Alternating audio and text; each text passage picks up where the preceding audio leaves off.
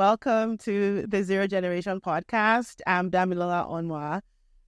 Zero Generation is the podcast for the dreamers who left home and are making home abroad. And today I am super excited to be in the studio talking with someone who, was like a household name, in those years when I was coming of age and like figuring out who I was and, what I cared about. And, in a very pivotal time in my life, where I got like my Nigerian pride, right? Like his music was playing in the background. And, he's gone on to do a lot of other stuff. I'll let him introduce himself. I'll take a pause here. And welcome none other than eLDee, the Don. Thank you. Thank you for having me. My name's eLDee, Larry Debery. I was a musician at some point in my life. Nowadays, I do a lot more interesting things in real estate. I am a Manchester United supporter, can you tell? And I love life. I love that. Or we could. There's so many ways we could just like take that conversation. Let's talk about the fact that you say you were a musician at some point in your life. Yeah. So do you not make music anymore? Not at all. Like, I'm not making any music at all. I do have requests to, do a feature every now and again. And, sometimes I might feel a little inspired and I'll listen to a track and be like, okay, let me write a verse. But making music is beyond just like recording, songs. You have to promote, you have to do PR, you have to run around. There's a lot that's happening behind the scenes that people don't see. So when people reach out to me and they say, oh, well, you're not making any music anymore, I'm like, yeah, because it's not just about creating the music. There's so much more that I have to do for the music to get to you as a consumer. So, and those are the things that, sadly, I don't have the time to, do these days. That So makes sense. Like, I'm a writer. I'm working on a few projects and I am in writing communities. And so I hear like people who are published authors talk about how now I'm on the road. I don't even have time to write anymore. Like I'm taking a whole year to promote my book and I'm not writing and I don't feel like I'm in my creative bag. So that's an interesting insight because we're like, oh, we have it on our Spotify now. Thank you. good. When next are you giving us them? But let's talk about your transition because I think you've done something really amazing. What you've done is you were super successful, right, by all standards. I was telling a couple of people before this that, there are a lot of artists now that are like on the scene. They were inspired by you and your generation of musicians. And so you did that. And then you kind of bowed out. And then you came to the US. You also did some entrepreneurial adventures. Yeah. I really think that you are like a true poet and quant, where like you're creative and you have the business side, and then you would have the Nigeria and the US. Like, talk about that decision to pivot. First of all, thank you for your kindness. I don't think of myself as as highly, I think, as you put it, but I feel like I'm an agilist at heart. Like, I'm one who wants to do things really, really well. So whatever it is that I'm interested in, I go all the way in. I was just talking, off camera about that and about how it's hard for me to multitask, right? I can't do 2-3 things at the same time because I like to be a mile deep, not an inch deep, right? With anything that I'm doing. And unfortunately, the curse that comes with that is I can only focus on one thing at a time. So when I did music, that was it. When I started to transition away from music and I went to tech, that was it. And then when I started to transition away from tech to real estate, now I'm in real estate, this is it. Like, I don't have time to do any other thing, really. I had a podcast that I was recording, it was fun. I had a lot of time to record the podcast. But then as soon as I got, like, sucked into my real estate business, so to speak, I just didn't have the time to record the podcast anymore. Yeah. This might be, I was actually thinking about this and I'm glad you talked about it this way. This might be what it takes to like really do well in one field. I feel, a little bit of that poet and quant thing as well because I'm a writer, but I've worked in corporate, I've worked in tech, and I'm at a point where I'm like, what do I want to do? Why can't I continue to do both? I feel like one pulls me and the other pulls me. And like, can I continue or do I need to take a stand and pick something? Are you telling me that you really need to focus? Some people are good at multitasking. I'm not one of those people. Like, I need to really focus on the one thing that I'm doing at any point in time. And I've recognized that my gift is I can do a lot of things. My curse is that I can't do two things at once. So I have to really just hone in all of my attention to that one thing to be able to do it properly. When I did the podcast, I was working, I was home all the time. I had just gotten a huge check from a tech exit. So I was, it was a great space. Yes. So I could just create and travel and do all of this stuff. But then when I started doing real estate, I need to be on site. I need to be present. I'm an architect. So I'm there and I'm trying to also learn because I studied architecture in Nigeria. Yeah. I have a master's degree in architecture.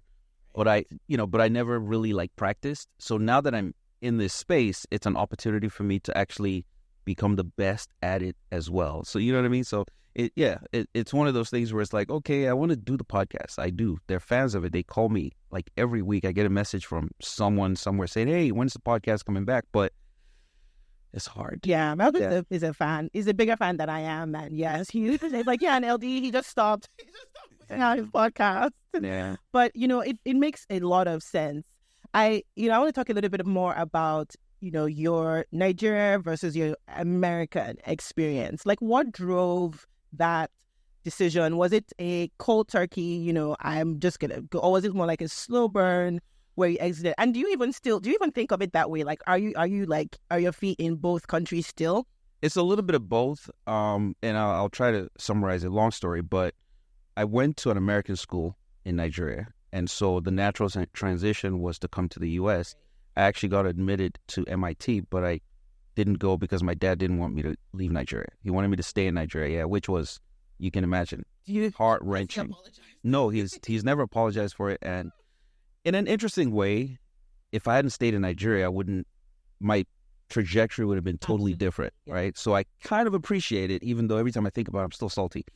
But the fact that I didn't meant that when I went to Unilag, my focus was on, okay, I'm going to get this degree, and as soon as I get this degree, I'm out of here. So that was kind of my plan from jump, was to come to the U.S. And why did I want to come to the U.S.? Because a lot of what I grew up on, a lot of the things that I learned especially when I was a teenager, were heavily influenced by American culture. Absolutely.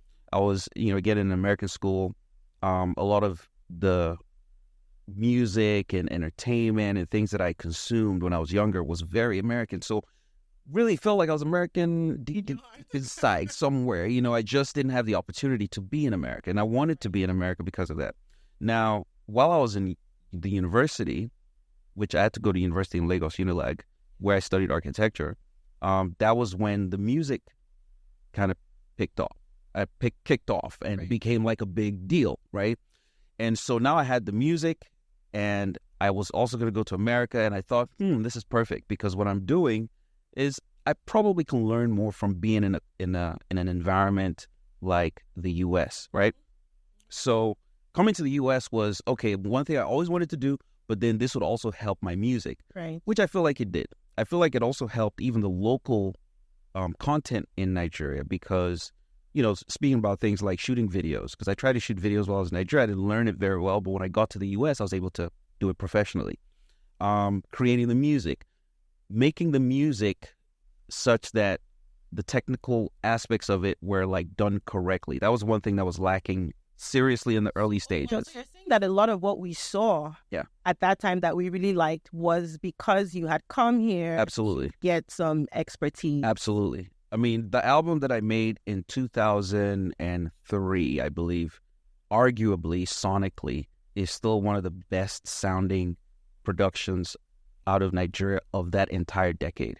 And the reason for that was because I was here working with professional engineers, professional producers, and stuff like that. Yeah. So I feel like the journey itself sort of helped the movement by virtue of those decisions that I made. Also, people might not know this, but Bossy Bangba Video, which was a single that I released when I was trying to move back to Nigeria, was the very first music video shot on a Red camera. Okay, what for our let's pause for our viewers, Bossy, who may not be Nigerian or who may familiar, be, familiar, who maybe they're not millennial, they're Gen Alpha, young Gen Z, like my kids, who don't care anything. Man, they don't care. They do not care. Like, they will every time I did the oh, here we go again with this eLDee stuff, like, bro, like, I have a 14-year-old daughter now, and they make fun of me, and then an 11-year-old who is also just like, oh, here we go again. This eLDee stuff, I love that they are, they give you a hard time for it. Yeah, they do. I was going to say that Bossy Bangba, it is probably your most recognizable song. It was such a hit. And I remember like listening to it with my friend and like bopping. And then she's like super Christian. And she was like, that Bossy Koro part, like, I don't know what he said. I was like, just enjoy the song. But, it was one of the really big hits at the time. So tell us about like, the red camera and like what. All right, so with Bossy Bangba, that was my like return to the scene record. Now I'd moved to the U.S. Most people don't realize this, but my first 2 albums I actually made from while I was in the U.S. Wild. But I was in Nigeria so often, and people thought I was in Nigeria. Right. I was at the shows, I was touring, I was doing everything, but my base was actually Marietta, Georgia at the time. Right. Were you in school or were you? No. So I graduated from Unilag. And so I moved here by myself, and I was living on my own. I was in tech at the time as like my, I guess, sort of side gig while I was creating music, and I was working out of a bunch of different studios in Atlanta and meeting all these different artists. I remember meeting artists like Neo when they were still kind of coming up, Future, Young Jeezy, Young Jock, and all of these people. These were people that I was around, just like, But anyway, that's another story. So Bossy Bangba I made when I was about to return to Nigeria in 2009. And I was going to make a return to Nigeria because I realized at the time that I couldn't do it from the U.S. anymore. I needed to be present. I want to talk about that. I want to talk about that because there is I think one thing that I struggle with and a lot of people struggle with is, when is the right time to move and to, first of all, leave Nigeria? And then are we ever going to get the chance to go back? Is there a perfect time? Is there something, in terms of timing, like if you want to do a startup as a Nigerian, you maybe want to have one leg in Nigeria. So I think about this all the time. So I'm curious to hear about how you think about that and how you've like charted that path. Well, for me at the time, I realized that there was going to be a lot more legwork from a PR standpoint that I needed to do. And so I had to have a base in Nigeria. Right. I was still going to be back and forth, but I needed to have presence there. I needed to have staff in Nigeria. And in order to have people working for you, you kind of had to be there. Right. You mentioned tech, right? From a startup standpoint, you cannot do a startup in Nigeria from outside of Nigeria, period. It just doesn't work because you can't work and build from outside of a market that you're trying to nurture or understand, right? So it's impossible to do that. So, at the time, what I was trying to do was also to sort of raise the levels a little bit. So back to the whole conversation about the red camera. I was looking for a way to produce without the significant costs that come with recording on 16 millimeter or like film, right? And so I was talking to people in tech, and one of my guys introduced me to a studio here in Atlanta called Spitfire.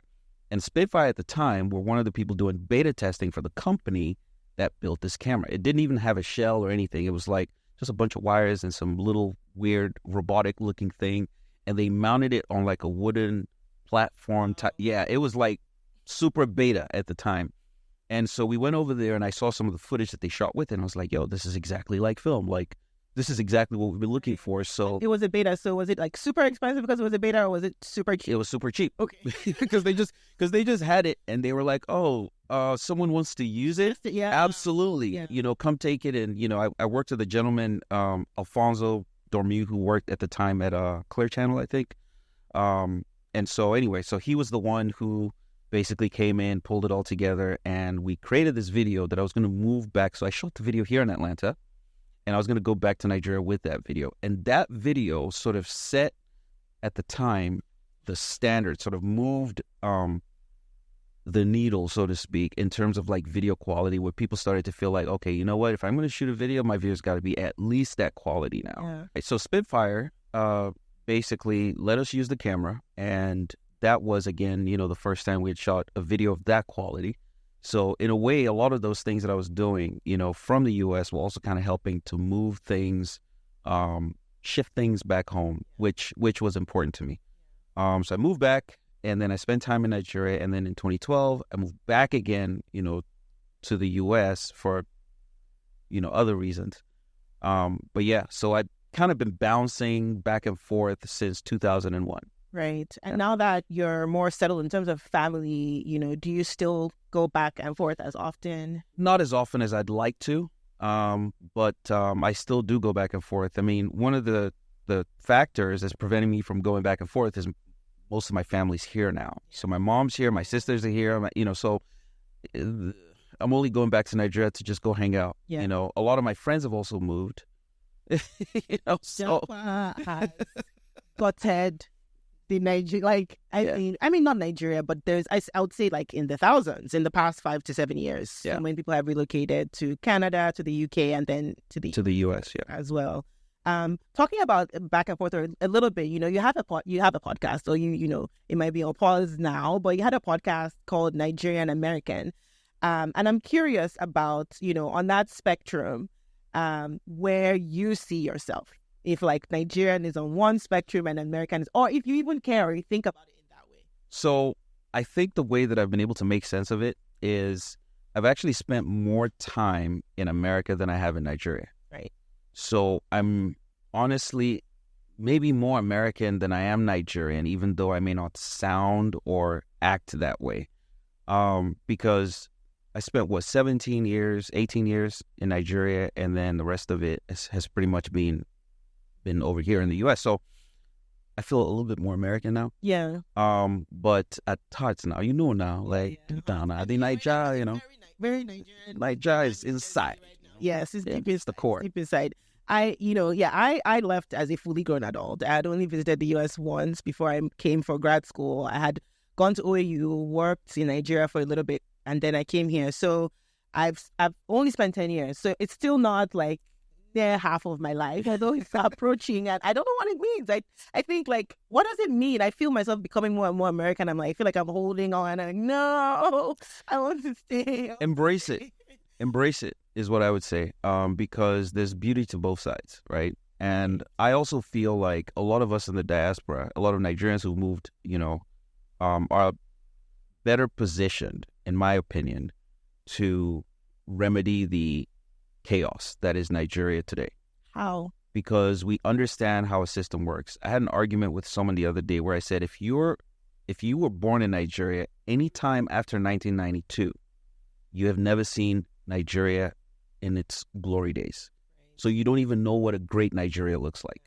Now, if you were born in the 70s or early 80s, then you would have witnessed a little bit of, what was serene, calm, peaceful, organized Nigeria, right? So if all you've seen is the chaos, it's hard for you to picture what it's supposed to look like. Yeah. And I feel like the only people who can are people who are exposed to other things, right? Yes. If all you've known is doing things the wrong way, it's hard for you to figure out how to do it right. Like, most people would assume that, we just need light, we just need water, Yeah. I say no, there's much more required for you to build a thriving society, right?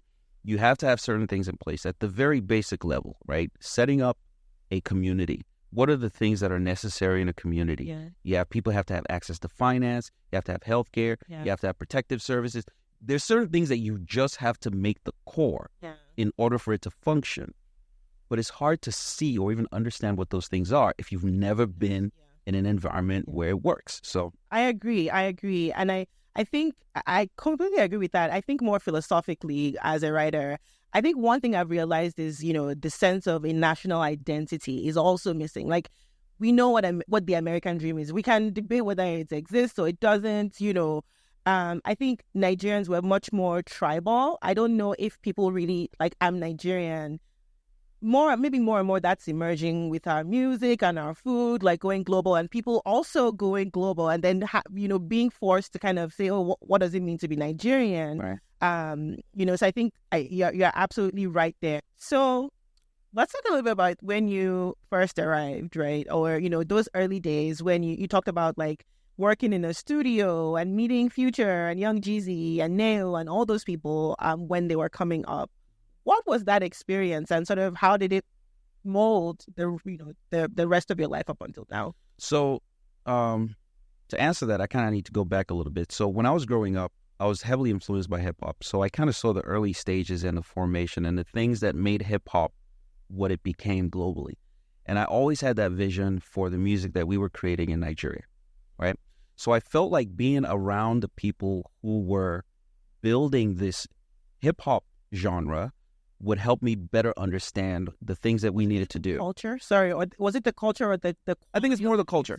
So it's more the culture. Okay. More than even, just the music. So it was everything. It was the music. It was the way that it was presented. It was, the overwhelming success that it was receiving at the time globally that made me feel like, listen, if we're going to create something that's original from Africa, we need to sort of learn from this, right? This is sort of the blueprint. So for me, from the beginning, when I started record label, that was kind of the idea that I had. I was looking at it and thinking, what would Run DMC do in this situation? What would Russell Simmons do in this situation? What would Diddy do in this situation, right? What would Suge Knight do in this situation? How do you sort of grow this, right? So I wanted to be closer to it in order to better understand it so that I could take that knowledge, back home, or at least apply it in our industry. And I think we did quite a bit of that, Yeah, I think so. I think you did. And, when I think of those labels at the time, I'm not so plugged in anymore. So I don't want to talk down on things, but I mean,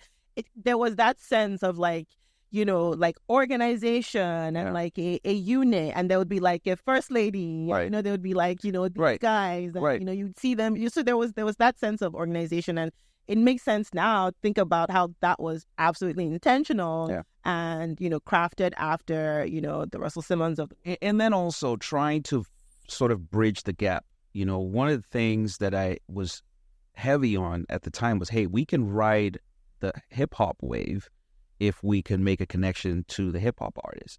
So I remember being in the studios with Gucci Mane and Maceo and a couple other artists and saying, hey, listen, guys, we can bridge this gap between Africa and the U.S. And, it wasn't really as interesting to them at the time, even though now. Yeah, now that's it. Now this is sort of the... Because sometimes I feel like if you're a little ahead of the time, you're a prophet, but then you don't get to experience or enjoy. Is most people say, saying, how do you feel right now seeing all this stuff happen? I am elated, I'm excited, because I feel like I usually say I feel like a proud dad, because I recognize also that this is a race. It's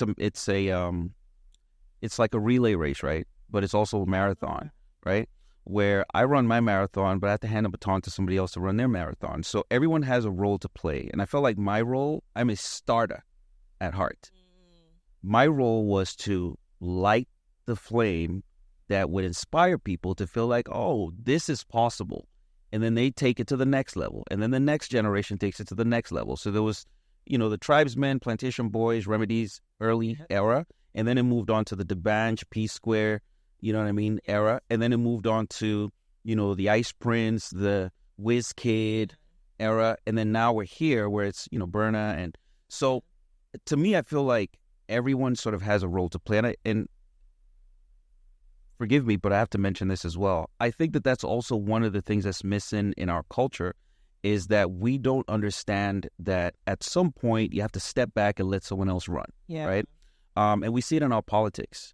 We see it in our community, just in general, where people don't recognize the need to grow other leaders, give other people an opportunity. Yeah, I think we don't have a social contract or an understanding of just holding the door open for someone, both figuratively and literally. We're here for the collective, not just our families and our pockets. Correct. And I really like that metaphor about the relay race. I like that. I had a physical reaction to that, because it is exactly that. I'm here for a certain leg of the journey. And it's even so different, but I'm thinking about even our church culture. I think I see some church leaders who really understand that concept of handing over the baton to the next generation. Continuity is a succession plan. That's the only way it grows. Yeah. It's the only way it grows. And it just across the spectrum, if that's something that we can adopt more, I feel like we will grow more leaders and we'll have more young people who are capable, right? Yes.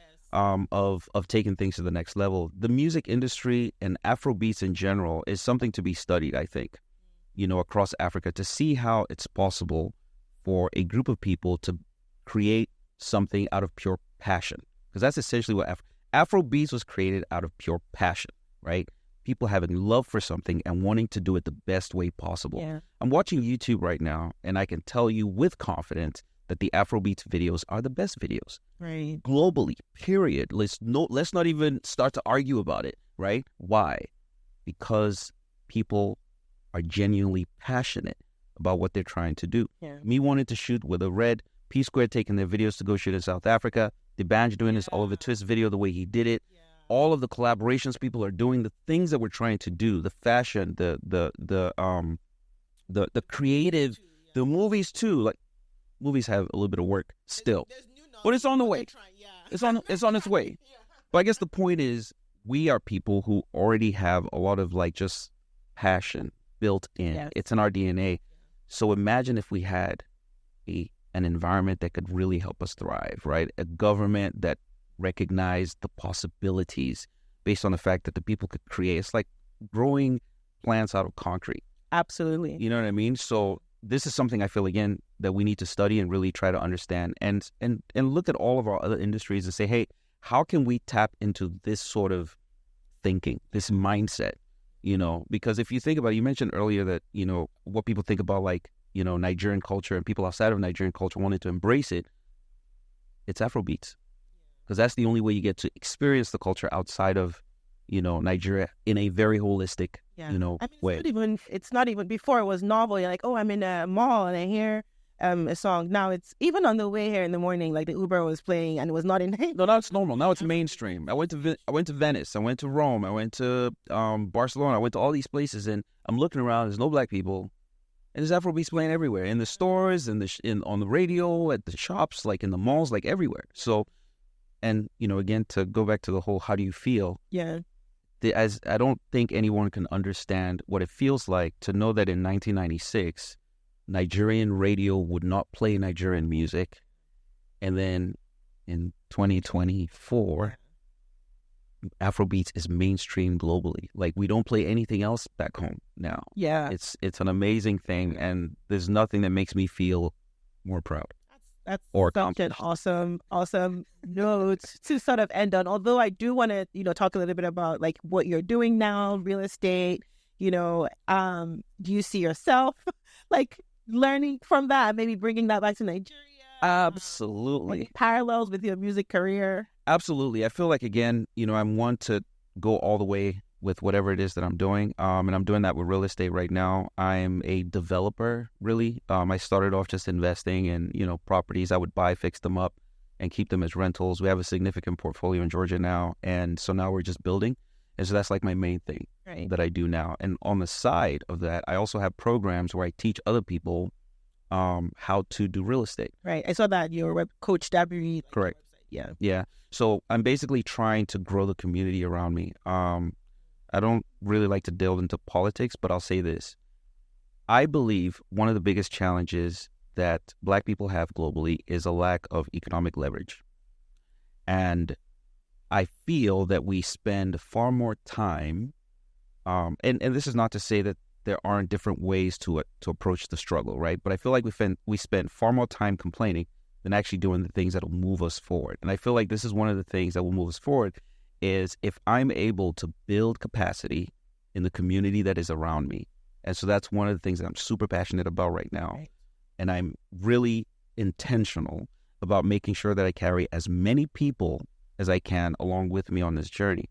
I can get you to $1 million real estate portfolio in 1 year. I've done it with a bunch of people. And I'm asking the community, come. This is where we need to be, because this is what gives us the leverage to where we have a seat at the table by default. Yeah. Not because, we're just going to have a Black person here as part of the quota or whatever nonsense it is. Because at the end of the day, every community is only able to be represented if people feel like we must hear what they have to say. And the only way we can accomplish that, as far as I'm concerned, is to build more economic leverage. Yeah, agreed. I love the way you think about it. You pushed back in the beginning when I gave you these accolades, but I think, you've proved over the course of this conversation why I was right. Because, that level of intentionality, that level of like thinking about the community, it's actually something I've been thinking about much more recently. Like this next phase of my career, whatever I end up doing, whether I go one way or the other, I really want it to be like a community thing. Like I've achieved and I feel proud of myself. But now it's like, all right, how do I bring people into the conversation and how do I carry people along? And it's so inspiring to hear you like articulate that, because I'm taking mental notes.